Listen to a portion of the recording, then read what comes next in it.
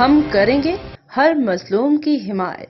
السلام علیکم، میں ہوں حرین فاطمہ اور آپ دیکھ رہے ہیں حمایتی نیوز HD چینل۔ نظر ڈالتے ہیں آج کی اہم خبروں پر۔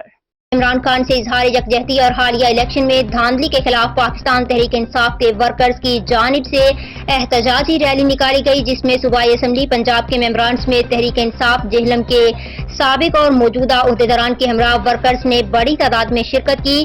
ریلی میں ممبر صوبائی اسمبلی یاسر قریشی، سابق MPA چودھری ظفر اقبال، موجودہ ضلعی صدر میجر ریٹائرڈ آصف ضلعی، جنرل سیکرٹری راجہ شاہ نواز، حالیہ عام انتخابات 2024 میں امیدوار NA61 کرنل ریٹائرڈ مرزا شوکت اقبال دیگر گروپس کی قیادت کر رہے تھے، جبکہ ریلی کے ایک گروپ کی قیادت سید ابرار حسین شاہ، شجاع قریشی، سابق امیدوار NA60 چودھری حسن عدیل، کالا گجراں کی مشہور سیاسی شخصیت Malik Adnan, chairman worker group Zeeshan Jalal, Naveed Ali, Waseem Khan, Ateeq Khan اور دیگر کارکنان کر رہے تھے۔ ریلی میں بانی پاکستان تحریک انصاف عمران خان کی رہائی کے حق میں ورکرز نے پرجوش انداز میں نعرے بازی کی۔ ورکرز گروپ کی ایک بہت بڑی تعداد ریلی میں شریک تھی۔